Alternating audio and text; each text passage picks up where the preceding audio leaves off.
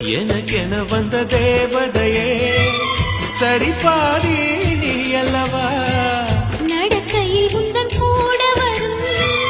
நிழல் போலே நான் அல்லவா கண்ணன் கொண்ட ராதையன ராமன் கொண்ட சீதையன மடி சேர்ந்த பூரதமே மனதில் வீசும் மாருதமே